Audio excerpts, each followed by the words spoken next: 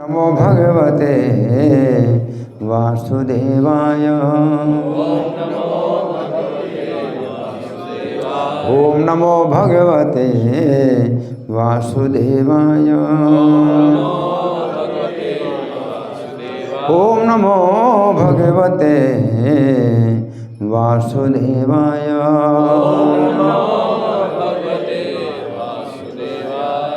ग्रंथराज श्रीमद्भागवतम स्कंद 4 अध्याय 27। अध्याय का नाम है राजा पुरंजन की नगरी पर चंडवेग का धावा। श्लोक संख्या 15 मेरे पीछे बोले। ते चंडवेगानुचरा पुरंजन पुरम यदा हर तुम्हारे भिरे तत्र प्रत्यसेधन प्रजागरः।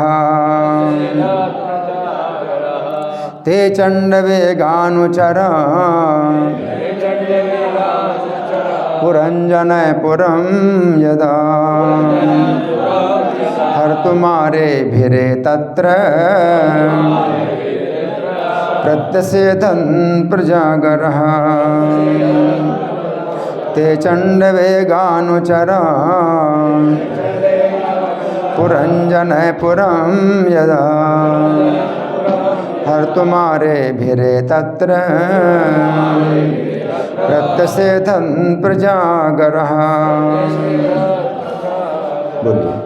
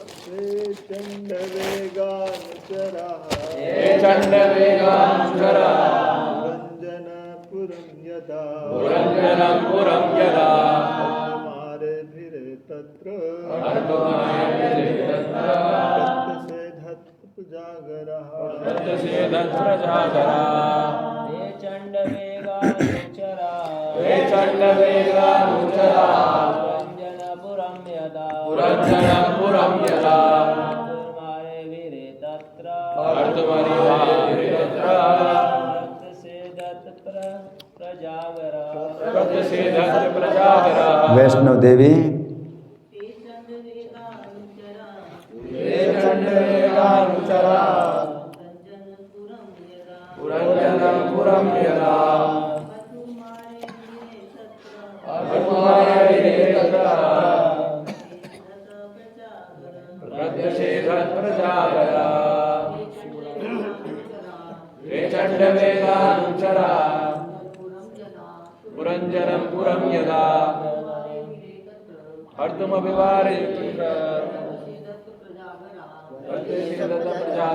शब्दार्थ बोलिए। ते वे सब चंडवेग चंडवेग के अनुचराः सेवक पुरंजन राजा पुरंजन की पुरम पुरी को शहर को यदा जब हर तुम लूटना आरे भिरे प्रारंभ किया तत्र वहाँ प्रत्यसेधत रक्षा किया प्रजागरः बड़े सर्प ने। अनुवाद मेरे पीछे बोले। जब राजा गंधर्वराज चंडवेग तथा उसके सेवक पुरंजन की नगरी को लूटने लगे तो 5 फनों वाले एक सर्प ने नगरी की रखवाली करनी शुरू कर दी। तो हम तात्पर्य पढ़ने से पहले समझेंगे कि कथा क्या चल रही है। तो ये कथा सुना रहे हैं कौन? नारद मुनि प्राचीन बरही को। ये कथा कौन सुना रहे हैं? नारद मुनि प्राचीन। हाँ, किसको सुना रहे हैं? प्राचीन बरही। राजा प्राचीन बरही को। तो राजा को अगर कहानी सुनानी तो राजा की कहानी सुनानी चाहिए। राजा प्राचीन बरही को किस राजा की कहानी सुना रहे हैं? पुरंजन राजा, राजा पुरंजन की कहानी सुना रहे हैं। राजा को अगर सुनाना है तो राजा की ही कहानी सुनाए, वो ज़्यादा समझ में आएगी, है ना। तो राजा पुरंजन की कहानी सुना रहे हैं, और वो राजा पुरंजन वास्तव में कौन है? हम सब हैं, हम सभी जो है राजा पुरंजन हैं। इस भौतिक जगत में भोग करने के लिए आए, है ना। तो यहाँ पर ये राजा पुरंजन की नगरी में, और नगरी क्या है? शरीर। नवद्वार पुरे देही, है ना, नवद्वार, 9 द्वारों का ये नगर है। तो इस नगर में जो है आक्रमण हो गया, राजा पुरंजन के नगर में आक्रमण हो गया, है ना। तो हम सब लोग राजा पुरंजन हैं और हमारे नगर में आक्रमण चल रहा है,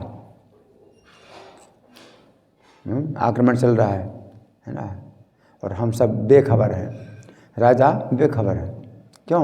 भोगों में लिप्त है, अपना मस्ती से खाना सोना, है ना, सुरक्षा करना, भोग करना, उसमें जो है अपना मस्त है।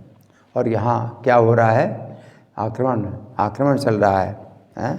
तो चंड वेग ते चंड वेग अनुचरा, वे चंड वेग के जो अनुचर हैं, तो वो क्या करते हैं? पुरंजन के नगर को तदा उस समय क्या करते हैं? हर तुम मारे भिरे, हर तुम लूटना शुरू कर देते हैं। तत्र प्रत्यषेधत प्रजागरहा, तो वहाँ पर जो है जो बड़ा एक सर्प है वो उनको जो है रोक रहा है, उनको रोक रहा है सर्प, है ना।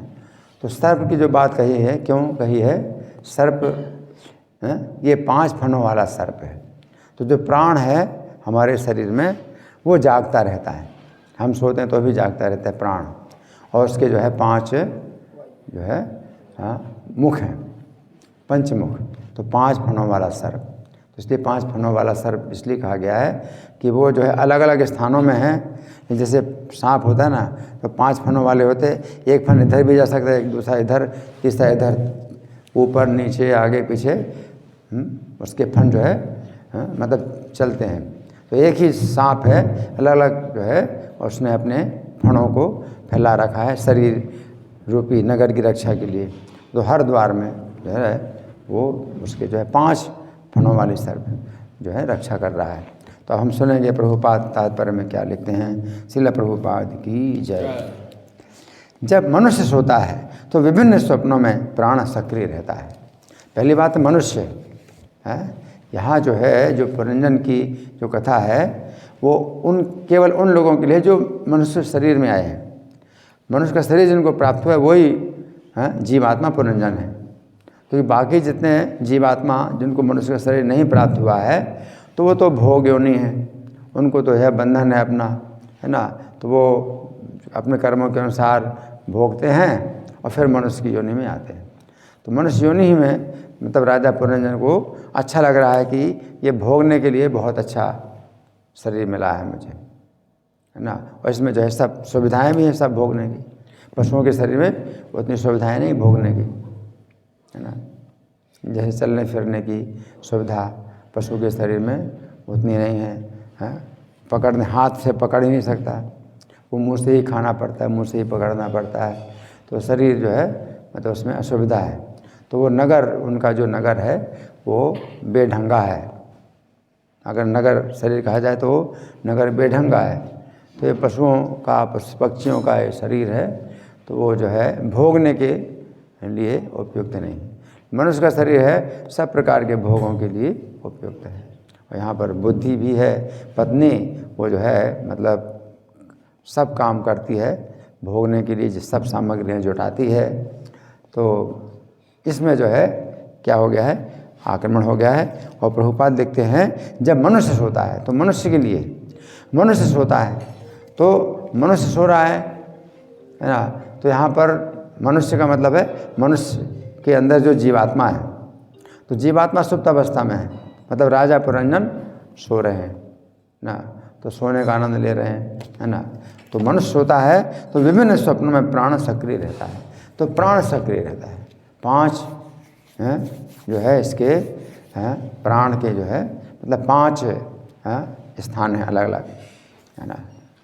इसलिए सर्प कहा गया है कि एक स्थान इधर होगा, एक स्थान इधर, एक स्थान उधर, कहाँ कहाँ अलग अलग स्थान है। तो एक सर्प भी ऐसा हो सकता है कि एक स्थान में स्थित हो उसका शरीर, और एक फण इधर है, दूसरा इधर, तीसरा इधर, चौथा इधर, तो शरीर के 5 स्थानों में इसने जो है क्या है कि अपना सुरक्षा का कार्य कर रहा है ना। तो इसके संबंध में हमने जो है भगवद गीता का 4:27वें श्लोक में, ये भी 4:27-15 है भागवतम का, और गीता का 4:27 चौथा अध्याय 27वां श्लोक। उसमें तो 2 ही होते हैं ना, अध्याय और श्लोक संख्या। इसमें स्कंद अध्याय श्लोक संख्या, तो 4:27-15 है, और गीता का 4:27 की व्याख्या में ये प्राण की जो है चर्चा की है। तो पहले प्रकार के प्राण का नाम है प्राण, पहले प्रकार के प्राण का नाम है प्राण, है ना। तो ये ऐसी वायु है जो हमारे हृदय में रहती है। कहाँ रहती है? हमारे हृदय में रहती है, और श्वास क्रिया को नियंत्रित करती है। ये प्राण जो है पहला। दूसरे प्रकार के प्राण का नाम है अपान। क्या? अपान। ये वो वायु है जो हमारे शरीर में गुदा के स्थान में रहती है और नीचे की ओर जाती है। इसके द्वारा ही मल और मूत्र का विसर्जन होता है ना। तो ये भी जो है मतलब आक्रमण को रोक रहा है, आक्रमण को रोक रहा है। तो शरीर में आक्रमण होते हैं, तो ये हृदय का है प्राण, तो ये भी आक्रमण, यहाँ पर भी जो है शत्रुओं का हमला हुआ है तो वो अपनी रक्षा कर रहा है। हृदय में एक प्राण है, दूसरा प्राण है गुदा में, तो वो रक्षा कर रहा है शत्रुओं से। तीसरे प्रकार के प्राण का नाम है व्यान। ये वो वायु है जो हमारे संपूर्ण शरीर में रहती है ना। ये पूरे शरीर में अपना जो है अपना फैला हुआ है ना। तो तीसरा स्थान इसका संपूर्ण और रक्त संचार को नियंत्रित करता है। ये कौन सा है? व्यान। फिर चौथे प्रकार के प्राण का नाम है समान। ये वो वायु है जो हमारी नाभि में रहती है। कहाँ पर? नाभि में। और वात, पित्त और कफ को संतुलित करती है और शरीर से पसीने को बाहर करती है ना। शरीर रक्षा कर रहा है, तो जितना अशुद्ध चीज़ हैं शरीर से बाहर निकालता है पसीने के रूप में। फिर पांचवें प्रकार के प्राण का नाम है उदान। ये वायु है, ये वह वायु है जो हमारे कंठ के मध्य भाग में रहती है और भोजन को निगलने में और कंठ से आवाज़ निकालने में सहायता करती है ना। ये भी रक्षा करता है। तो 5 स्थानों में ये जो है एक ही प्राण है, अपना अलग अलग जो है सुरक्षा का कार्य करता है। तो एक सर्प ही ऐसा हो सकता है कि एक शरीर हो और अलग अलग स्थानों में वो काम करे, है ना। तो ये जो है यहाँ प्रभुपाद बताते हैं कि विभिन्न स्वप्नों में प्राण सक्रिय रहता है। तो सुप्त अवस्था में भी और स्वप्न की अवस्था में भी प्राण सक्रिय रहता है। तो ये क्या है? प्रजागरः, इसलिए कहा है प्रजागरः। प्र माने प्रकृष्ट रूपेण, जागरः माने जागने वाला, प्रकृष्ट रूपेण जागने वाला। ये देखो सब काम हो रहा है ना। अब श्वास है वो चल रही है, आप सो रहे हैं, है ना। तो सांस कैसे चल रही है ना। तो ये जो है प्रजागर है ना। अपान वायु जो गुदा है वहाँ से भी मल है, तो सब जो है बन रहा है ना। वो भी कार्य कर रहा है, और जितना शरीर में पूरे शरीर में रक्त संचार हो रहा है वो भी काम कर रहा है। कंठ में है ना, तो इसमें भी जो है सब काम, तो सब जो है कार्य ये कर रहा है और रक्षा कर रहा है, शरीर की रक्षा कर रहा है। आप सो रहे हैं लेकिन आक्रमण चल रहा है और वो रक्षा का कार्य भी चल रहा है और आपको कुछ पता नहीं, आप अपने सोने में मस्त हैं। पुरंजन, राजा पुरंजन। तो जो राजा मतलब केवल भोगने में आसक्त रहता है, भोगों में आसक्त रहता है, तो उसको पता नहीं चलता कि उसकी नगरी में मतलब कितना तोड़ फोड़ हो रहा है और क्या क्या जो है दुर्घटनाएं हो रही हैं, उससे कुछ पता नहीं। तो यहाँ प्रभुपाद लिखते हैं सर्प के 5 फण सूचित करते हैं कि प्राण 5 प्रकार की वायुओं से घिरा है, प्राण, अपान, व्यान, उदान तथा समान। जब शरीर निष्क्रिय होता है तो प्राण सक्रिय रहता है। तो शरीर निष्क्रिय है मतलब शरीर सक्रिय हो, शरीर निष्क्रिय हो, लेकिन 5 प्राण जो है ये अपने कार्य में लगे रहते हैं। और जो जीवात्मा मनुष्य के शरीर में आकर के अगर भोग में आसक्त होता है तो उसको कुछ भी पता नहीं चलता कि कैसे उसके शरीर में तोड़ फोड़ हो रही है, आक्रमण हो रहा है। और कोई एक व्यक्ति है जो कि मतलब अकेला इतने सैनिकों से युद्ध कर रहा है।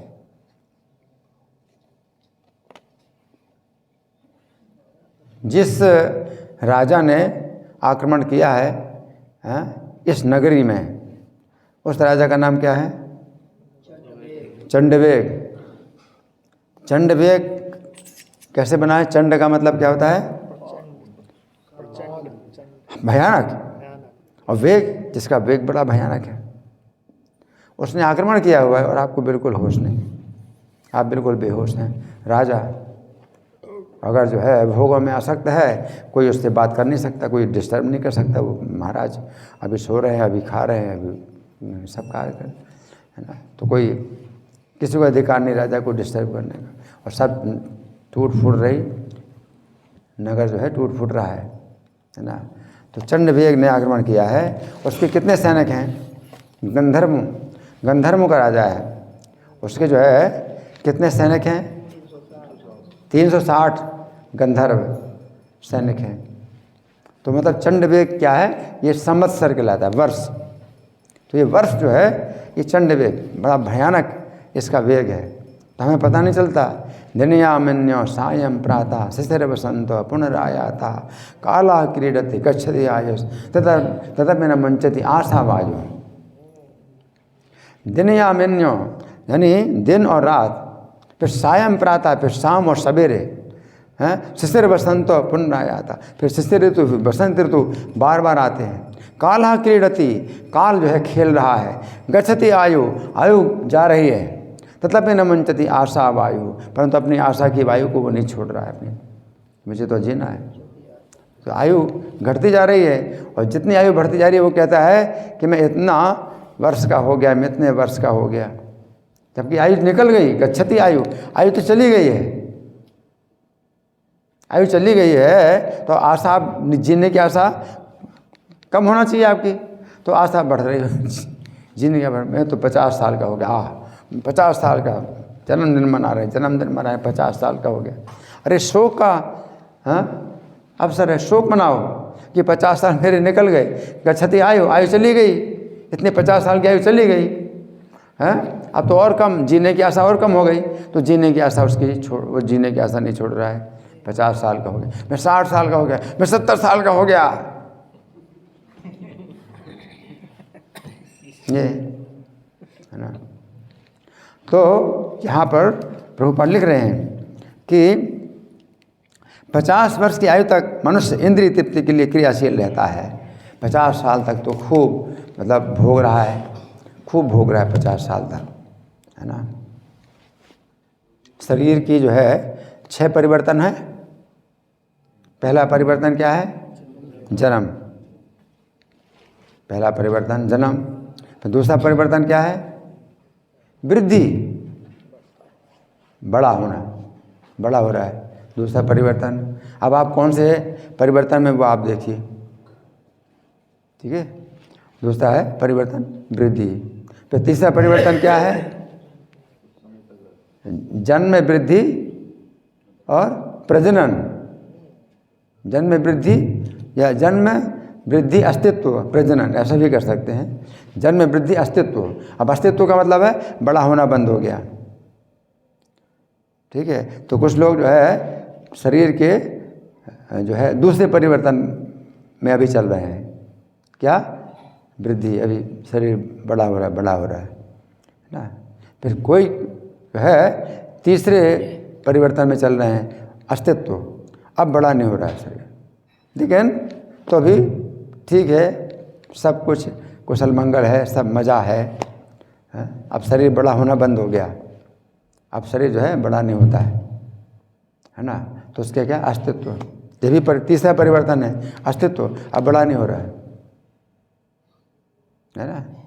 फिर चौथा परिवर्तन है प्रजनन, शरीर से और शरीर पैदा होते हैं, चौथा। फिर पांचवा क्षय। तो आप जो है अब कौन से परिवर्तन में चल रहे हैं, कौन सा परिवर्तन चल रहा है? आप में से किसी का तो है दूसरा परिवर्तन, क्या? वृद्धि, बड़े हो रहे हैं, है ना। और किसी का जो है तीसरा परिवर्तन चल रहा है, अस्तित्व, अब बड़ा नहीं है। अब चाहे जितना भी खाओ पियो और नुकसान करेगा, आपका शरीर नहीं बड़ा होगा। अगर खूब खाओगे पियोगे तो और परेशानी हो जाएगी वो जो है आप नहीं खा सकते ज़्यादा, क्योंकि अब बड़ा होना बंद हो गया है, अब वृद्धि नहीं हो रही, अब अस्तित्व में है। लेकिन ठीक है, वो भी अच्छा है, सब बढ़िया है, शरीर भला चंगा है। तो ये तीसरा परिवर्तन। फिर चौथा परिवर्तन चल रहा है किसी का, क्या? प्रजनन, शरीर से और शरीर पैदा हो रहे हैं, चौथा। फिर पांचवा परिवर्तन किसी का चल रहा है, क्या है? क्षय, क्षय, अब शरीर घट रहा है ना। अब आपकी डाइट अब कम हो रही है, ज़्यादा खाओगे तो और मुश्किल हो जाएगा, लूज मोशन ये है वो है ना, गैस है ना, और कब्ज, ये सब जो है शुरू हो जाएंगे। तो अब आपको जो है कम करना ही पड़ेगा। तो ये क्या है? पांचवा, क्षय। और छठवां परिवर्तन क्या है? विनाश, है ना। तो 6 परिवर्तन है। तो यहाँ प्रभुपाद क्या बताते हैं कि 50 वर्ष की आयु तक मनुष्य इंद्रिय तृप्ति के लिए क्रियाशील रहता है। तो 50 साल तक जो है खूब ना बड़े मतलब हो रहे हैं, बढ़िया हो रहा है, वृद्धि हो रही है ना। उसके बाद फिर 50 साल तक क्रियाशील, किंतु इसके बाद शक्ति घटने लगती है। यद्यपि अधिक बल लगाकर वो 2 या 3 वर्ष और अधिक से अधिक 55 वर्ष तक कार्य कर सकता है। तो उसको कहेंगे अस्तित्व। 55 साल तक आपका अस्तित्व रहता है बराबर, कि घट नहीं रहा तो बड़ा भी नहीं हो रहा, घट भी नहीं रहा तो अस्तित्व कहलाता है। कितने नंबर का परिवर्तन है ये? जन्म, वृद्धि, अस्तित्व, तीसरा है ना। तो यहाँ प्रभुपाद बताते हैं 55 साल तक क्या है? अस्तित्व। उसके बाद तीसरा नहीं, चौथा प्रजनन, है ना, और पांचवा क्षय, है ना। तो ये जो है इसीलिए प्रभुपाद लिखते हैं इसीलिए सरकारी नियमों में अवकाश प्राप्त करने की आयु 55 वर्ष ही है। 55 साल के बाद क्षय, है ना, क्षय। 50 वर्ष के बाद शक्ति जिस प्रकार क्षीण होती है उसे अलंकारिक रूप से यहाँ पर 5 फन वाले सर्प के रूप में दिखाया गया है ना। तो ये जो आक्रमण है ये तभी से शुरू हो गया जब से जन्म हुआ शरीर का, ये आक्रमण शुरू हो गया तभी से, है ना। तो यहाँ प्रभुपाद का तात्पर्य समाप्त हुआ, है। तो अब ये जो है समझना है हमको कि जैसे ही राजा पुरंजन इस नगर में आते हैं, है ना, इस प्रकार से जन्म हुआ बच्चे का, उसी समय से जो है महाराज चंडवेग के जो है जो सेवक हैं, सैनिक हैं, वो आक्रमण करना शुरू कर देते हैं, है ना। महाराज चंडवेग के जो है 360 गंधर्व सैनिक हैं और 360 जो है गंधर्वियाँ स्त्री सैनिक हैं, है ना। स्त्रियों की भी सेना है 360, है ना। तो गंधर्व नंबर 1 पहले आक्रमण करता है और फिर चला जाता है, तो दिन का पहला दिन चला गया, तो उसने आयु ख़त्म कर दी, है ना। तो कुछ तोड़ फोड़ कर दिया ना, आयु कम कर दी। फिर दूसरी अब गंधर्वी नंबर 1 आती है, वो रात आती है, तो फिर वो रात जो है गुजर जाती है, वो चली जाती है आक्रमण करके, और शरीर को और कम कर दिया उसने, आयु कम कर दी, है ना। फिर गंधर्व नंबर 2 दूसरा दिन आता है, वो जो है आक्रमण करके चला जाता है। फिर गंधर्वी नंबर 2 रात आती है, वो आक्रमण करके और आयु घट गई। इस प्रकार से जो है हैं, अगर मान लीजिए कि हमारी 50 साल की आयु हुई, 50 साल मेरे पूरे हो गए, है ना, तो हैं क्या मतलब है, चंड वेग का जो है ये 50 बार जो है उसके जो है सैनिक आ चुके हैं। अब 51वां वर्ष का पहला दिन शुरू हुआ, तो जो गंधर्व नंबर 1 है वो 50 बार आक्रमण कर चुका है, अब 51 बार वो फिर से आक्रमण कर रहा है, रिपीटेशन हो रहा है ना। फिर गंधर्वी नंबर 1 वो फिर जो है 51 बार आक्रमण कर रही है रात। इस प्रकार से जो है ये गंधर्व नंबर 1, गंधर्व नंबर 2, गंधर्व नंबर 360 तक अलग अलग जो है नंबर है उनके गंधर्व के, और एक के बाद दूसरा, दूसरे के बाद तीसरा, पहले गंधर्व आता है, फिर गंधर्वी उसी नंबर की आती है, फिर जितने नंबर का गंधर्व आता है फिर उसके बाद उतने नंबर की गंधर्वी आती है और आक्रमण करके चली जाती है, और सर्प जो है रक्षा करता रहता है। इस प्रकार से जो है ये शरीर पर जो है ये चल रहा है, आक्रमण चलता जा रहा है। अब इस श्लोक का जो हिंदी पद्यानुवाद है वो मैं पढ़ करके सुना रहा हूँ। गंधर्वराज चंड वेग के अनुचरों ने जब आ घेरा, गंधर्वराज चंड वेग के अनुचरों ने जब आ घेरा, पुरंजन के उस नगर को जब लूटना उन्होंने शुरू किया, पुरंजन के उस नगर को जब लूटना उन्होंने शुरू किया, पंच फणधारी सर्प तब रोकने उनको खड़ा हुआ, पंच फणधारी सर्प तब रोकने उनको खड़ा हुआ, उस महाप्रजागर ने गंधर्व सेना का विरोध किया, उस महाप्रजागर ने गंधर्व सेना का विरोध किया। तो ये क्या है, हमारी जो है ये है चेतना। अगर हम सचेत होते हैं तो हम देखें कि हमारा हाल क्या है, हमारे साथ जो है कितना संकट है, हमारे ऊपर कितना संकट है। ये स्थान जो है हमने भोगने के लिए चुना कि मनुष्य के शरीर में हम हर प्रकार के इंद्रिय तृप्ति करेंगे, तो हम कितने बड़े संकट में हैं, ये कैसा जो है संकट चल रहा है ना, ये देखना है ना। तो कभी कभी इतना अगर नहीं सोचते हैं, इतना नहीं सोचते हैं, तो सामान्य सोच ये होती है कि मौत के रूप में अंतिम जो है प्रहार होगा, एक बार ही प्रहार होगा, है। अभी मान लो कोई संकट नहीं है, ऐसा भी सोचने का तरीका है कि भाई आप खुशी खुशी जी रहे हैं और खूब मौज मस्ती कर रहे हैं, और एक दिन जो है जब आएगा मौत का झटका लगेगा तो सब जो है ख़त्म हो जाएगा। तो एक ये भी तरीका है, एक ये भी तरीका है। एक तरीका ये सोचते कि भाई एक दिन जो है हमारा कम होता जा रहा है और ये आक्रमण हो रहा है हमारे इस शरीर के ऊपर, और शरीर की आयु घटती जा रही है, घटती जा रही है आयु। चिंता करो क्या करना है। दूसरा तरीका ये भी है कि एक दिन जो है सब खत्म हो जाएगा, और जब तक नहीं होता तब तक हम खूब मौज मस्ती से रहते हैं। और कलयुग में ऐसा भी है, कलयुग में ऐसा भी है, कोई जरूरी नहीं कि पूरी आयु हमारी होगी ही, पूरी आयु हम जो है जीवित रहेंगे। कलयुग में किसी भी समय जो है आयु पूरी हो सकती है, काम खत्म हो सकता है ना। तो एक जो है कविता इस प्रकार की भी बनाई गई है, कलिकाल कुठार लिए फिरता, तन नम्र से चोट झिली न झिली, कहले हरि नाम अरि रसना, फिर अंत समय में हिली न हिली।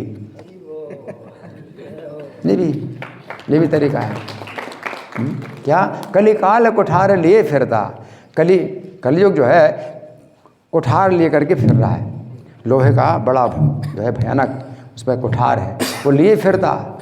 तो कलयुग में जो है वो किसी भी समय चोट लग जाएगी और शरीर खत्म हो जाएगा। पहले युगों में तो इतना नहीं होता था, संभावना इतनी नहीं होती थी कि भाई तुरंत कभी भी मर जाए। अभी कलयुग में संभावना ऐसी है। तो कलिकाल कुठार लिए फिरता, तन नम्र से चोट झिली न झिली। तन माने शरीर, नम्र माने कोमल, शरीर कोमल है और लोहे का कुठार है, लगेगा तो चोट अब झिली मतलब झेल पाएगा या नहीं झेल पाएगा, क्या हाल होगा, है ना। कहले हरि नाम हरि रसना, हाँ, कहले हरि नाम हरि रसना, फिर अंत समय में हिली ना हिली। अंत समय में क्या, तुम हिल पाएगी कि नहीं हिल पाएगी, तुम बोल पाएगी नहीं बोल पाएगी ना। तो ये भी है, इसको कहते हैं जागृति, कि आप जो है आप सचेत हैं। अगर मनुष्य शरीर में आप सचेत हैं तो आप जो है मतलब हमेशा हरे कृष्णा कृष्णा हरे हरे, हरे राम राम हरे हरे। तो हाँ, जैसे 1 साल का बच्चा होता है, 1 साल का बच्चा हुआ है ना, तो अगर आप सचेत हैं तो आप क्या देखेंगे, 360 गंधर्वों ने और 360 गंधर्वियों ने आक्रमण कर लिया है उसके ऊपर, है ना। इस प्रकार से 1 संवत्सर उसका बीत चुका है ना। हाँ, अब इस समय मान लो, हाँ, मेरा जो है शरीर था 15 मार्च 1954 में मेरे शरीर का जन्म हुआ, तो अब 15 मार्च 2024 में 70 साल की आयु हो जाएगी मेरी, है ना। तो 70 बार प्रत्येक गंधर्व ने आक्रमण कर लिया है और 70 बार प्रत्येक गंधर्वी ने भी आक्रमण कर लिया है। अब 71वीं बार गंधर्व संख्या 1 ने इस नगर पर अब धावा बोला हुआ है, फिर रात होगी, तो 71वीं बार गंधर्वी संख्या 1 आक्रमण करेगी, है ना। और राजा पुरंजन तो आराम से सोते रहेंगे, तो वो सोना ही है, वो जागना भी सोना ही है। वो दिन में वो जाग भी रहा है तो भी सोना ही है, व्यापार में लगा हुआ है, अपने परिवार में लगा हुआ है, अपने बहुत समय नहीं है, टाइम नहीं है। तो ये चीज़ है। लेकिन अगर आप मंगल आरती में आते हैं, तो राजा पुरंजन सचेत हो गए हैं। अगर आप मंगल आरती में आते हैं तो राजा पुरंजन सचेत हो गए हैं और अपने अभिज्ञात सखा को याद कर रहे हैं। एक जो है अभिज्ञात सखा भी है, राजा पुरंजन के साथी है, लेकिन वो जो है वो सबसे छिपा हुआ है, उससे कुछ भी छिपा नहीं है। राजा पुरंजन के साथ एक अज्ञात सखा है ना, वो सबसे छिपा हुआ है, कोई इसको नहीं देख रहा, वो सबको देख रहा है, वो एक अभिज्ञात सखा है ना। तो अगर आप मंगल आरती में आते हैं तो क्या है, राजा पुरंजन सचेत हो गए हैं, अपने अभिज्ञात सखा को याद कर रहे हैं, है ना। तो अभिज्ञात सखा हैं परमात्मा के रूप में, है ना। तो उनको कोई नहीं देख सकता है, चाहे शरीर के कई टुकड़े कर लो, उसको क्या बोलते हैं, बाइसेक्शन बोलते हैं, बाइसेक्शन, शरीर का बाइसेक्शन कर लो और चाहे जितना भी कैमरा डाल लो, लेकिन अभिज्ञात हैं वो। आप अपने मैकेनिकल प्रोसेस से किसी भी मशीन से आप उनका जो है पता नहीं लगा सकते। एक्सरे कर लो और भी क्या क्या होते हैं, है ना, देखने के लिए शरीर के अंदर क्या क्या है, कुछ भी कर लो, आप उनको नहीं जान सकते, उनको नहीं देख सकते, वो अभिज्ञात और हैं, बिल्कुल साथ में ही हैं, बिल्कुल निकट है, लेकिन नहीं देख सकते, अभिज्ञात है ना। लेकिन जब आप मंगल आरती में आते हैं तो वो विज्ञात सखा हैं। अब आप देख रहे हैं सामने, विज्ञात सखा है, परमात्मा भी अभिज्ञात है, और मंगल आरती में आप जब दर्शन करते हैं तो ये विज्ञात है, ये सखा है, विज्ञात सखा है ना। तो आप जो है अभिज्ञात सखा से मिलने जा रहे हैं, जब मंगल आरती जा रहे हैं तो राजा पुरंजन अपने अभिज्ञात सखा से मिलने जा रहे हैं, और यहाँ पर क्या हो जाएंगे, वो विज्ञात हो जाएंगे, आप दर्शन कर पाएंगे। वो सखा हैं आपके मित्र हैं, आपके साथी हैं, आपके जन्म जन्म के साथी हैं, आपके साथी रहते हैं, यहाँ पर सामने दिखाई पड़ रहे हैं, है ना। संसार दावन, ये संसार दावन है ना। तो जीव संसार रूपी जंगल में है, इस तरह से भी सोचा जा सकता है। एक तो ये है कि शरीर राजा पुरंजन का नगर है, वो इस पर जो है आक्रमण लगातार हो रहा है, तो राजा पुरंजन के लिए जो है अब भोगों में बड़ी बाधा पड़ेगी और बहुत बड़ा संकट है उनके ऊपर। दूसरा तरीका ये भी सोचने का है कि जीवात्मा जो नित्य जीवात्मा है, नष्ट नहीं होता कभी, लेकिन संसार रूपी जंगल में वो आग के बीच में ताप का अनुभव कर रहा है, तो कष्ट पा रहा जलता तो नहीं, मतलब नष्ट नहीं होगा। कोई चीज़ ऐसी भी होती है जो आग में जो है तप जाती है, नष्ट नहीं होती लेकिन तप जाती है। जैसे बहुत से पत्थर हैं, है ना, तो वो आग में तप जाते हैं तो कष्ट होता है, नष्ट नहीं होता। जीवात्मा नष्ट नहीं होता, है ना। तो हम लोग जो है संसार दावानल के अंदर है। तो यहाँ पर अपनी पहचान हम शरीर से अलग करके भी सोचें कि जीवात्मा है, इन संसार रूपी जंगल में क्या है, आग के बीच में उसको ताप हो रहा है। मरता नहीं है लेकिन ताप का अनुभव कर रहा है। 3 प्रकार के ताप, आध्यात्मिक, आदि भौतिक, आदि दैविक, इन तापों का अनुभव। तो हम लोग रोज़ गाते हैं मंगल आरती में, हम ये गाते हैं। पुरंजन की कथा हम नहीं गाते मंगल आरती में, लेकिन दूसरी कथा भी है, एक दूसरी कथा भी है कि महाराज पुरंजन वह संसार रूपी जंगल की आग में 3 प्रकार के ताप पा रहे हैं। कोई सुखी नहीं, वो सुखों की योजना बनाता है, सुख प्राप्त करने का प्रयास करता है, प्राप्त होते हैं दुखी दुख प्राप्त होते हैं। तो संसार दावानल में हम हैं, संसार दावानल लीट रोका, है ना। तो हम आए हैं अपने अभिज्ञात सखा से मिलने के लिए, और वो जो है हमको क्या करें, रास्ता दिखाएंगे संसार रूपी जंगल से बाहर निकलने के लिए। संसार की दावानल में हम जो जल रहे हैं उससे हम किस प्रकार से बाहर निकल जाएं, हैं, और उनके धाम में जाएं। तो अपना घर है, हम जंगल में हैं और हमको अपने घर ले जाएंगे वो अभिज्ञात सखा हैं। तो हम उनके पास आए हैं मंगल आरती में, है ना। तो इस प्रार्थना में शरीर का विचार नहीं है, लेकिन एक दूसरी बात समझना है ना। जीवात्मा विनाशी है, लेकिन 3 प्रकार के तापों को भोग रहा है। अपने मित्र के संपर्क में है। अगर आप नाम ले रहे हैं तो आप नहीं सोच रहे हैं, मान लीजिए आप नहीं सोच रहे हैं इस विषय में, जो ये कथा की बात आप नहीं सोच रहे हैं, आप जप कर रहे हैं हरे कृष्णा, केवल शब्द ध्वनि सुन रहे हैं, तो भी रक्षा हो रही है। मुख्य बात यही है कि आप अगर नाम ले रहे हैं, अगर आप नहीं भी सोच रहे हैं उनके बारे में, नाम ले रहे हैं, है ना, तो आप अपने अभिज्ञा सखा के संपर्क में। आप उस सखा को भी नहीं जानते, आप नाम ले रहे हैं हरे कृष्णा। कोई जरूरी नहीं कि आप समझें कि आप किसका नाम ले रहे हैं।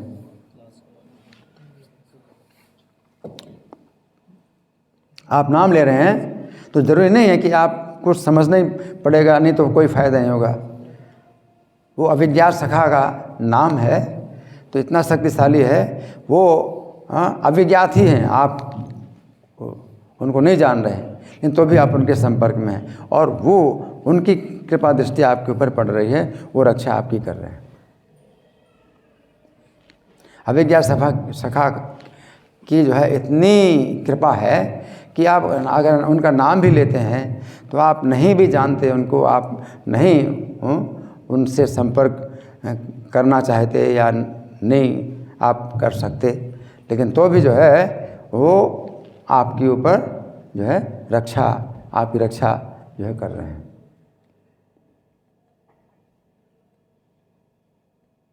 आप भागवतम क्लास सुन रहे हैं या आप जो है कुछ और भी है अर्चा विग्रह के साथ में उनकी सेवा कर रहे हैं, तो अभिज्ञात सखा, तो आप कुछ भी नहीं सोच रहे हैं कि आप किस संकट में हैं और वो रक्षा करें।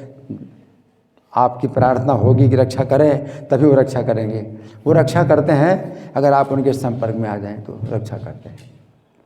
आप अगर भगवान की सेवा कर रहे हैं, भगवान की आरती कर रहे हैं, तो आप ये कुछ नहीं सोच रहे हैं कि आप किस संकट में हैं, लेकिन वो जो है आप उनके संपर्क में हैं तो रक्षा कर रहे हैं, और आपको वो जो है रास्ता बनाते हैं, आपके लिए रास्ता बनाते हैं। तो इसमें इतनी शक्ति है, भक्ति की विधि में इतनी शक्ति है कि आप नहीं भी जानते हैं। केवल एक बच्चा ही आकर के दर्शन करता है तो ऐसे ऐसे देखता है, अपनी आंखें गड़ा गड़ा के देखता है, तो भी अपने अभिज्ञात सखा के संपर्क में है और उसकी भी रक्षा हो रही है। अजामिल है, अपने पुत्र के लिए नारायण नाम पुकार रहा है और वो कुछ नहीं सोच रहा है कि किसका नाम है, अपने पुत्र का ही नाम सोच रहे हैं, मेरे पुत्र का नाम है नारायण। तो भी उसकी रक्षा हो रही। भक्ति में कितनी शक्ति है। नहीं तो क्या कहा जाता है, आप कोई काम करो तो आपको सही ज्ञान होना चाहिए और सही श्रद्धा होना चाहिए। अगर आपकी श्रद्धा नहीं तो फिर कोई लाभ नहीं होगा।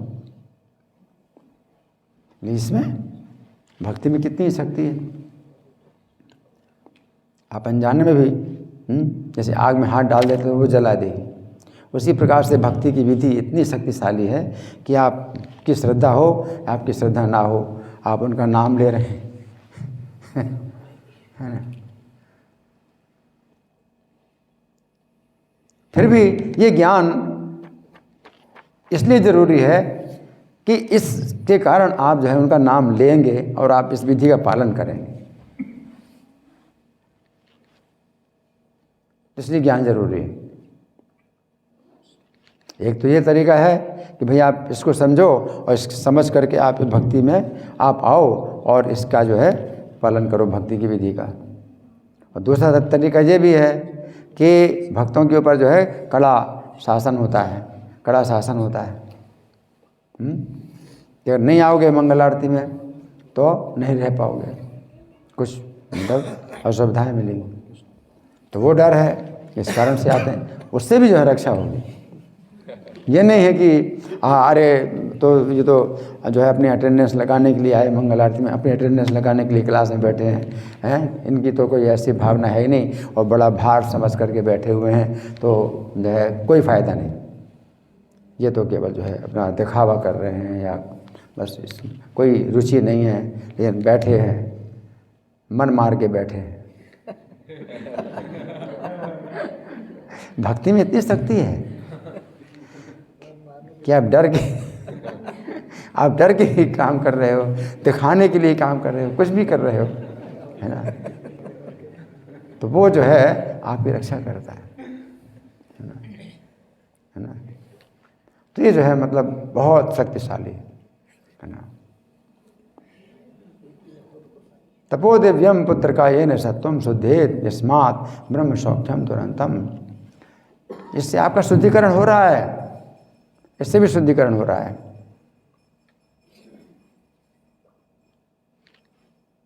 आप चाहे तमोगुण में हो, चाहे रजोगुण में हो, चाहे सत्वगुण में हो, लेकिन आप आते हैं मंगल आरती में, आओ, है ना। आंखें खोलो, नींद आ रही तो खड़े हो गए, खड़े रहो। मंगल आरती में खड़ा रखा जाता है, नींद नहीं आएगी, फिर खड़े रहो, खड़े हो गए रहो, है ना। तो ये जो है मतलब ये तो बहुत शक्तिशाली है ना। तो ये जो है मतलब कुछ चर्चा है जो हमने इस ऊपर की है, और हमारे पास अभी कुछ समय है, तो आप लोगों की ओर से कोई प्रश्न है, कोई चर्चा है, कोई मंथन है, या मैं प्रश्न करूँ? मैं प्रश्न करूँ? आप जी, आप दिखाई नहीं भाई, इधर बीच में वो है ना बना हुआ, जी बोलिए। कई बार ये चीज़ हम लोग सुनते हैं, बोल भी देते हैं कई बार, लेकिन उतना सीरियस नहीं हो पाते हैं कि ऐसे समय निकलता जा रहा है, तो कैसे करें कि थोड़ा सीरियसनेस बढ़े इस चीज़ के प्रति कि समय निकलता जा रहा है, कभी भी विकेट गिर सकता है। इनका अच्छा प्रश्न है कि समय निकलता जा रहा है ना। एक तो ये तरीका है, आप सुनिए, नित्यम भागवत सेवया, शाम को गीता क्लास, सवेरे भागवतम क्लास, प्रभुपाद ने जो है ये नियम बनाया है कि आप सुनिए, है ना। और आप मंगल आरती में आइए, आपको जो है बल प्रयोग किया जाता है आपके ऊपर कि मंगल आरती में आना पड़ेगा, तो आप आते हैं। तो इस तरह से क्या शुद्धिकरण होगा। जब शुद्धिकरण होगा तो आपके जो है अनर्थ दूर होंगे, अनर्थ निवृत्ति होगी, फिर निष्ठा आ जाएगी, स्थिरता आ जाएगी इसमें। तो ये जो है क्या है कि ये अपने आप में बहुत शुद्ध है, ये कार्यक्रम अपने आप में बहुत शुद्ध है ना। लेकिन आपका मन अशुद्ध है, आपकी चेतना शुद्ध है, तो ये अच्छा नहीं लगता है। लेकिन जब इसी से जब शुद्ध हो जाएगा आपका मन, तो फिर ये शुद्ध कार्यक्रम में आपको अच्छा लगेगा, और आपको अशुद्ध कार्यक्रम फिर अच्छे नहीं लगेंगे। तो प्रभुपाद ने धन्यवाद। तो प्रभुपाद ने जो है ये जो कार्यक्रम दिया है ना, तो सब लोग जो है मतलब ऐसे थे, अशुद्ध लोग थे, बहुत अशुद्ध थे, है ना, विदेश में बहुत अशुद्ध लोग थे। तो प्रभुपाद ने ये कार्यक्रम दिया। सबसे पहले शुरू किया नाम, है ना। तो टॉमकिंस स्क्वायर पार्क में प्रभुपाद जो है दोपहर में 2 बजे से 5 बजे तक कीर्तन करते थे और संगीत बजाते हैं, संगीत करते हैं। तो उनको जो है पब्लिक को कुछ भी नहीं फिलॉसफी उन्होंने दी, पब्लिक में कीर्तन, है ना। तो कीर्तन किया और बढ़िया जो है संगीत बजाया, है ना। फिर जो उनके साथ में और जो हिप्पी लोग थे वो नाचते थे। तो हिप्पियों को तो वैसे भी नाचना अच्छा लगता है, वैसे ही नाचते थे। वो भी भक्ति है, वो भी भक्ति है, वो अपने मस्ती में नाच रहे हैं, वो भी भक्ति है। हरे कृष्ण मंत्र में नाच रहे तो ही वो भक्ति है ना। और से शुद्ध हो गए वो। और प्रभुपाद कहते हैं कि नशा नहीं करना, व्यभिचार नहीं करना, जुआ नहीं खेलना, और क्या मांसाहार नहीं, है ना, ये सब छोड़ो। तो वो कहते हैं आप अमेरिका छोड़ो। तो प्रभुपाद ने छोड़ने के लिए नहीं कहा, जोड़ो। तो 3 घंटा प्रभुपाद जो है क्या करते थे, कीर्तन कराते थे, कीर्तन कराते और लगातार कीर्तन कर रहे हैं। और प्रभुपाद भी डुग्गी बजा रहे हैं, उनके पास उस समय कुछ था ही नहीं, मृदंग का कुछ नहीं था, तो डुग्गी बजा रहे हैं। और जो है दूसरे हिप्पी हैं, आहा नाच रहे, खूब नाच रहे, खूब नाच रहे, अच्छा लगा, अच्छा लगा। उससे फिर जो है वो शुद्ध हो गए। तो बोले स्वामी जी आपके शिष्य बनने के लिए क्या नियम है? तो प्रभुपाद ने कहा मांसाहार नहीं, जुआ नहीं, नशा नहीं, व्यभिचार नहीं। Yes yes sir, yes sir, no problem, no problem. तो उन्होंने खुद ही पूछा और प्रभुपाद ने छोड़, नो प्रॉब्लम, है ना। फिर उनको जो है और आगे की जो है शिक्षाएं दी, है ना। तो यह नाम की जो है मतलब बड़ी शक्ति है। और भक्तों के साथ में जो है भक्त लोग कीर्तन के सड़क में भी निकलते हैं, कीर्तन करते हैं, तो लोग सुनते हैं, है ना। तो शुद्धिकरण होता है। तो ये जो है मतलब बड़ी शक्ति है। लेकिन फिर क्या है कि आगे चल कर के नाम, हम जब भक्ति के जो है क्षेत्र में आ जाते हैं तो फिर नाम का अपराध होने लगता है। नाम का अपराध होने लगता है तो फिर जो है हम नीचे जाने लगते हैं ना। जितना उत्साह था फिर वो ठंडा हो जाता है, फिर उल्टा होता है। तो नाम अपराधों से हमें बचना है। तो नाम की शक्ति जो है आपके साथ है। तो इसे नाम अपराध हम रोज़ बोलते हैं, ठीक है ना, नाम अपराध। और फिर सबसे जो पहला नाम अपराध है वो सबसे ज़्यादा, वो है सबसे बड़ा अपराध है ना। और भक्तों की संगति में जो है हम जब भक्तों का अपराध करते हैं तो केवल निंदा ही नहीं है, निंदा का मतलब है कि वो निंदा 6 प्रकार से निंदा आप होती है ना। केवल आप कहेंगे भाई हम इनकी निंदा नहीं करते, लेकिन हम इनसे दुर्भावना रखते हैं कुछ, तो वो भी एक प्रकार की निंदा है, आप मन से कर रहे हैं, ठीक है ना। तो वैष्णवों की संगति में फिर जो है वैष्णवों का अपराध होने लगता है। तो 6 प्रकार के अपराध है। हंति निंदति वैद्वेष्टि वैष्णवान् नाभिनंदति क्रुद्धते जायते नो हर्षम वैष्णवे पतनानि षट्। तो किसी को पीट दिया, है ना, है ना, तो पहला वैष्णव अपराध। तो ये सब निंदा के अंतर्गत आ जाता है। और ये तो और निंदा से भी ज़्यादा बढ़कर के आप हंति यानी आप पीटते हैं किसी को। निंदति तो है ही है कि निंदा करते हैं, दूसरा अपराध। तीसरा अपराध आप पीटते नहीं, ना निंदा करते हैं, द्वेष करते हैं, तो आपके चेहरे में द्वेष का भाव बना रहता है। तो तीसरा अपराध ये भी निंदा है। वैष्णवान् नाभिनंदति, द्वेष तो नहीं करते लेकिन उनका सम्मान नहीं करते, तो वो द्वेष है अंदर है। ऊपर से आपने चेहरा अपना बनाया है प्रसन्न चेहरा, तो द्वेष नहीं मतलब कर रहे हैं आप, लेकिन वो द्वेष होता है कि आप सम्मान नहीं करते, उचित सम्मान नहीं करते, है ना। फिर आप उचित सम्मान भी करते हैं, द्वेष भी नहीं करते। क्रोध थे, कभी कभी गुस्सा कर लेते हैं, चल जाएगा, कभी कभी गुस्सा आ जाता है ना। तो गुस्सा दिखाते हैं कभी, वो भी नहीं चलेगा। क्रोधते जायते नो हर्षम, गुस्सा भी नहीं करते, लेकिन हर्षित भी नहीं होते, प्रसन्न भी नहीं होते, है ना। तो किसी भक्त के गुणों को सुन करके आप प्रसन्न नहीं होते, तो ये भी अपराध है। 6 प्रकार के पतन है। पतन माने गिरावट, पतन का मतलब फॉल डाउन। 6 प्रकार का पतन है, पतनानिषट, है ना। तो वैष्णव के समाज में फिर जो है नाम का पहला अपराध होता है, और नाम का पहला अपराध परमम अपराधम वेतुनते, परम अपराध। 10 अपराध हैं, लेकिन परम अपराध कौन सा है? पहला, परम अपराध। तो 6 प्रकार के वैष्णव अपराध। तो मेरा तो यही विचार है कि भाई ये 6 प्रकार के वैष्णव अपराध हमेशा लिखे रहें। आश्रम में, मंदिर में हम वैष्णवों की संगति में रहते हैं, और ये 6 प्रकार के वैष्णव अपराध होने की बड़ी संभावना है। तो इसमें गिरावट है, गिर जाएंगे। तो मैं तो यही सोचता हूँ कि भाई यही जो है ज़्यादा मतलब हमें फोकस करना चाहिए, ठीक है ना जी। अच्छा, आपका और कोई किसी का? इनका है, इनका दूसरा है ना। अच्छा है इनका, चलो इनको दे दो, इनको फिर इनको, ठीक है।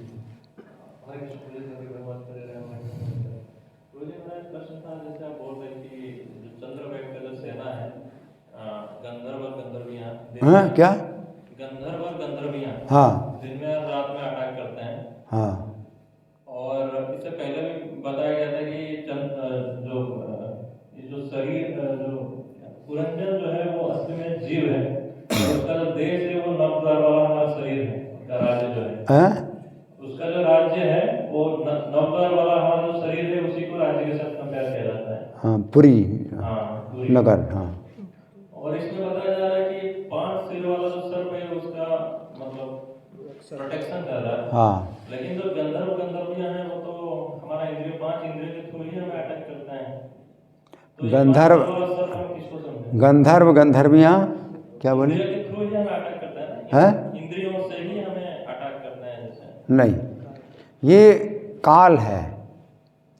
दिन और रात जो बीतते हैं, आपका समय बीतता है ना।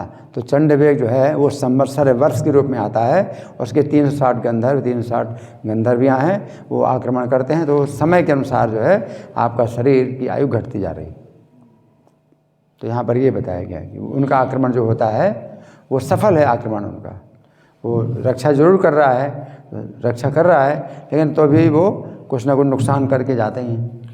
तो शरीर की आयु घट गई, है ना। एक दिन घट गई आयु, रात में रात बीत गई, एक रात निकल गई शरीर की, एक दिन कम हो गया, एक रात कम हो गई। इस प्रकार से कम होती जा रही आयु, ठीक है। वो मैंने बताया, आप बाद में आए थे क्या? मैंने बताया 5 जो है फण उसके, तो 5 प्राण उनके नाम बताए। तो मेरा जो लेक्चर है उसकी रिकॉर्डिंग आप सुन सकते हैं। अगर आप बाद में आए तो रिकॉर्डिंग सुन लेना। रिकॉर्डिंग तो है ना? नहीं, देर से रिकॉर्डिंग किया है हमारे चैनल में। आप हमारे चैनल में डालेंगे, अभी वीडियो रिकॉर्डिंग हुई है, लाइव नहीं है, डालेंगे, आप सुन सकते हैं, ठीक है। आज आपका इनका प्रश्न, इनको माइक दीजिए। आप जाओ नहीं अभी।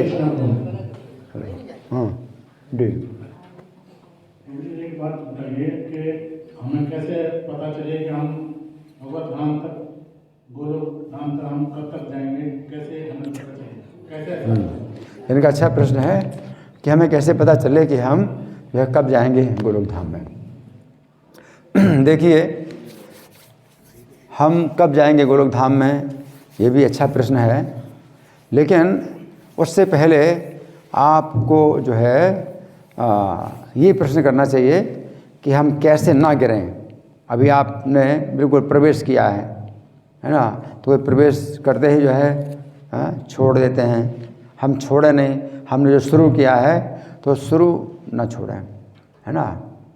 मम जन्मनि जन्मनि ईश्वरे भवतात् भक्ति रहे, तो जन्म जन्म हम इसी में लगे रहें। अगर नहीं भी गए भगवान के धाम अगर नहीं भी गए तो कम से कम हम गिरे तो नहीं, वहीं के वहीं भी बने रहे तो ये बड़ी बात है ना। जैसे आप नौका में बैठे हैं, है ना, तो एक तो तरीका भी नौका हम किनारे पर हम पहुँचे, कब पहुँचेगी नौका किनारे पर, एक ये भी आपकी चिंता होनी चाहिए। उससे ज़्यादा चिंता होनी चाहिए कि नौका में आप बैठे रहो, नौका से ना गिरो, ठीक है ना। तो उसको कहते हैं ब्लूप। तो कई भक्त जो है इस्कॉन में आते हैं और फिर ब्लूप हो जाते हैं। तो ब्लूप जो है शब्द, ये अंग्रेजी का शब्द नहीं है, लेकिन प्रभुपाद ने एक अंग्रेजी में शब्द दे दिया, नया शब्द दिया, ब्लूप। पानी में कोई चीज़ गिरती है तो क्या आवाज़ होती है? ब्लूप। तो प्रभुपाद ही हैज़ ब्लूप्ड, ये शब्द जो है अंग्रेजी में नहीं है, प्रभुपाद ने दिया है, नया शब्द दिया अंग्रेजी में, ही ब्लूप्ड, है ना। तो आप ब्लूप मत होइए, ठीक है। जन्म जन्म तो भी आप बड़े सुरक्षित हैं, है ना, कि आप भक्तों की संगति में रहो, है ना। त्रिजगति सज्जन संगति रेखा भवति भवर्ण तरणे नौका। तीनों लोकों में भक्तों की संगति एकमात्र भव सागर को पार करने की नौका है। तो नौका में आप अगर बैठे हैं तो भी जो है बहुत सुरक्षित है। बड़ा अंतर है कि आप जो है पानी में हो रहेंगे और नौका में रहेंगे, बहुत अंतर है ना। तो आप इस्कॉन की नौका में हमेशा रहिए, इस्कॉन को मत छोड़िए, है ना। प्रभुपाद के लिए हम लोग रोज़ गाते हैं, जन्मे जन्मे प्रभु से चक्षुदाना दिलो जई, जन्मे जन्मे प्रभु से। जिन्होंने चक्षुदान दिया तो कम से कम हमें वो दिशा तो हमारी बनी रहे, सही दिशा में हम चलते रहें, है ना, और दूसरी दिशा में ना जाएं। एक ही दिशा है, उन्होंने हमको दिशा दी है, चक्षुदान दिया, दृष्टि प्रदान की है। वो दृष्टि हमारे पास कम से कम बनी रहे कि वो गलत दृष्टि, ये गड्ढा है, यहाँ समुद्र है, ये नौका है, मैं नौका में बैठा हूँ और इधर भी समुद्र, उधर भी समुद्र, भी सब तरह समुद्र है, मैं बैठा रहूँ। तो आपके पास वो दृष्टि अगर आई तो कितनी बड़ी बात है, ठीक है ना। फिर क्या है, अनर्थ निवृत्ति, आपके अनर्थ दूर होते हैं। वो आप किस धरातल पर हो, आप देखिए, अनर्थ आपके दूर होते हैं, है ना। तो आप जो है और आगे बढ़ गए, है ना। निष्ठा आती है और आगे बढ़ गए, रुचि आती है तो और आगे बढ़ गए, आसक्ति आती है, फिर प्रेम आता है ना। तो प्रेम के धरातल तो आप जो है मतलब सुरक्षित हो गए, निश्चित है भगवान के धाम जा सकते हैं। लेकिन अगर बीच में ही अगर मान लो शरीर छूट गया, आप साधु संग के धरातल में, अभी तो अनर्थ भी नहीं दूर हुए, लेकिन तो भी आपने अगर अभ्यास किया है हरि नाम का और भक्तों के बीच में अगर आप जो है किसी प्रकार से बने रहे, शरीर छोड़ दिया भक्तों के बीच में, तो वो आप बीच में ही है मतलब, लेकिन तो भी आप जो है पूरा फल प्राप्त कर लेंगे, पूरा लाभ प्राप्त करेंगे, भगवान के धाम जा सकते हैं, ठीक है ना। तो इतना अभ्यास करिए कि अंतकाल में भी मुँह से नाम निकल आए, ठीक है जी। हरे कृष्ण जी, जैसे आप लेक्चरिंग वीडियो में पता चला कि ना प्रकार है ना, किसी भी तरीके से भक्ति करते रहो, और आपने अभी भी बताया कि डटे रहो, बने रहो इस्कॉन में। तो आपकी बहुत लॉन्ग जर्नी है अभी इस्कॉन में, तो आप कुछ अपने पर्सनल एक्सपीरियंस से बताएं, जब कुछ ऐसे तूफान आते रहे आपकी लाइफ में, कैसे डटे रहे। हाँ, तो इसमें क्या है कि बहुत बाधाएं आती हैं, भक्ति में बहुत बाधाएं आती हैं, है ना। और विशेष रूप से जब नाम का अपराध होता है तो फिर कई बाधाएं आती हैं, और जो है कई प्रकार के प्रलोभन भी आते हैं, माया के प्रलोभन भी आते हैं कि छोड़ के चले जाओ, यहाँ जाओ वहाँ जाओ, है ना। लेकिन जो है अगर आप किसी प्रकार से लगे रहे और कम से कम आप जो है 16 माला जप है अगर वो ही कर रहे हैं, तो जो है आप इस नियम में भी आपकी बहुत रक्षा होती है, और फिर आपको जो है दिशा मिलती है ना। और मुझे तो क्या था कि हाँ, क्लास सुनने में मुझे सचमुच मतलब बड़ा एक प्रकार से वो आता है आनंद। तो शुरू में जब मैं आया, इस्कॉन में आया, तो जब क्लास का मतलब ये प्रोग्राम आता है, क्लास का प्रोग्राम, तो उसमें तो ज़रूर मतलब एक रियलाइजेशन, एक अनुभूति, मतलब विशेष अनुभूति होती है और नया लगता है। हमेशा क्लास में बैठते तो हमेशा नया लगता है ना। वो चीज़ चाहे मतलब वो दोहराई जाए, लेकिन हाँ कोई भक्त जो है अगर अपने बातें जोड़ता है, कुछ घटाता है, जोड़ता है, तो फिर वो जो है दूषित हो जाता है। अगर वो दोहराता भी है, वही चीज़ दोहराता है, तो भी जो है क्या है, वो नया लगता है ना। कोई क्लास में बैठ करके अगर किताब भी पढ़ के सुना दे तो वो जो है क्या है कि उसने दोहरा दिया, तो वो जो है शुद्धिकरण। लेकिन अपने विचार उसमें घुसेड़ दिए, वो जो है सिद्धांत के अनुसार नहीं है, तो फिर वो जो है मतलब तो भी सहन मैंने किया कि मैं सुनता रहा। शिष्टाचार यही है कि भाई हम बीच में कुछ बाधा ना डालें, डिस्टर्ब ना करें, सुनते रहे, है ना। लेकिन फिर ऐसी बुद्धि आई, इतने सुनते सुनते फिर ऐसी बुद्धि आई कि समझ आता है कि भाई ये कुछ गलत बोल रहे हैं, कुछ सही बोल रहे हैं, तो उसको ग्रहण कर लो। हंस जैसे है ना, दूध और पानी मिला है तो हंस जो है दूध ग्रहण कर लेता है, पानी छोड़ देता है। तो बस यही तरीका है, हम क्लास क्यों छोड़ के जाएं, तो ये भी तरीका है। तो ये सब चीज़ें शुद्धिकरण सत्वगुण में आ जाए। तो प्रभुपाद कहते हैं सवेरे की साधना है वो सत्वगुण में लाती है आपको। सवेरे की साधना आप करिए तो सत्वगुण में आती है ना। तो बहुत लंबा अनुभव है, लेकिन बस यही है कि आप जो है अगर मंगल आरती में आते हैं, आप क्लास में बैठते हैं तो आपका जो शुद्धिकरण होता है, और जब सत्वगुण में आते हैं तो रजोगुण तमोगुण के भाव जो है फिर वो आपको बाधा नहीं डालेंगे। स्थितम सत्वे प्रसीदति, तो चित्त प्रसन्न हो जाता है सत्वगुण में। रजोगुण तमोगुण के भाव आते हैं, लेकिन चित्त जो है उनसे अनावित है, मतलब वेधन नहीं होता, मतलब पियर्स उसको कहते हैं कि आर पार नहीं होता चित्त, तो वो कष्ट नहीं मिलता। रजोगुण तमोगुण के भाव आते हैं और चित्त को आर पार कर देते हैं, वेध करते हैं, विध, चित्त विध हो जाता है, तो कष्ट होता है, बड़ा व्याकुलता होती है, तो वो नहीं होता है। सत्वगुण में आ गए तो जो है वो बड़ी सुरक्षा होती है। ठीक है जी। अच्छा, आपका अंतिम प्रश्न।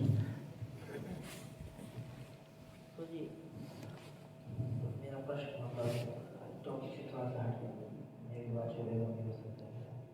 जैसे कि अनर्थ निवृत्ति का समय आने में, जैसे आप इतने साल से रोजी प्रैक्टिस कर रहे हैं, कई भक्तों को भी देखे होंगे, तो वो अनर्थ निवृत्ति के जो 5 स्तर होते हैं, जैसे माधुरी कादम्बरी में लिखा है संजय ठाकुर जी ने, इसको बीत करके फिर निष्ठा के स्तर पे, तो लगभग क्या कहीं कुछ प्रमाण आता है कि इतने साल में निष्ठा के स्तर आदमी आ जाएगा अगर प्रैक्टिस करता रहेगा, तो कुछ कहीं शास्त्रों में अनर्थ निवृत्ति से जो है निष्ठा आती है। भजन क्रिया अभी क्या है ना कि भजन क्रिया आपकी चल रही है और अनर्थ जो है अभी आपके बने हुए हैं, लेकिन अनर्थ जो है नष्ट प्रायसु अभद्रेषु, प्रायः अनर्थ अभद्र, नष्ट प्रायसु अभद्रेषु, अभद्र या अनर्थ नष्ट प्राय हो जाते हैं, तो प्राय नष्ट हो जाते हैं। मतलब प्रभुपाद कहते हैं 75% जब अनर्थ दूर हो जाते हैं तो निष्ठा में आप आ जाते हैं। तो निष्ठा का मतलब है स्थिरता। तो अब आप जो है स्थिर हो गए, अगर आप बिल्कुल स्थिर हो गए तो जो है ये स्थिति है, तो आप समझ सकते हैं कि निष्ठा, तो 75% अनर्थ दूर हो गए। तो भजन क्रिया में भी आप देखें हैं तो 1% कम हुआ अनर्थ, 2% कम हुआ, आप हमेशा देख सकते हैं, चेकिंग कर सकते हैं, है ना, कि जितना आकर्षण है माया का तो आपका जो है घट रहा है, पहले से घट रहा है, पहले से घट रहा है, इस तरह से आप देख सकते हैं, है ना। लेकिन जब 75% कम हो जाएंगे, चले जाएंगे अनर्थ, तो आप जो है निष्ठा में आ जाएंगे। तो अनर्थ फिर भी बने रहते हैं, 100% अनर्थ दूर होते हैं प्रेम के धरातल पर, अनर्थ तो बने रहते हैं। भाव के धरातल से भी भरत महाराज गिर गए, है ना, तो स्त्री का आकर्षण तो नहीं था, लेकिन तो भी जो है एक हरण के मोह में उन्होंने जो है भगवान की भक्ति छोड़ दी। तो वो जो है, लेकिन वो गिरना इस तरह से गिरना नहीं था कि फिर वो कुछ याद ही ना रहे, क्योंकि हरण के रूप में भी उनको जो है सब कुछ याद रहा। तो उनका वो पतन था भी और पतन नहीं भी था, क्योंकि उनको समझ आया कि मैंने क्या गलती, और वो पश्चाताप कर रहे हैं कि मुझे हरण का शरीर मिल गया। देखो, मैं तो मतलब भगवान का भजन कर रहा था, तो हरण की आसक्ति से जो है उनको हरण का शरीर मिल गया। तो उनको तुरंत ही मतलब अपनी गलती पता चली। तो भाव के धरातल पर भी कोई व्यक्ति गिर सकता है, लेकिन गिरना भी जो है वो वैसा गिरना नहीं है जैसे कि स्त्री में जो आसक्ति होती है उससे जो पतन होता है, तो वो तो फिर उसकी दुर्गति होती है, उसको कुछ पता नहीं चलता कि मैं कहाँ हूँ, क्या हालत हो गई। ठीक है ना। धन्यवाद। ग्रंथराज श्रीमद् भागवतम की जय, श्री प्रभुपाद की जय।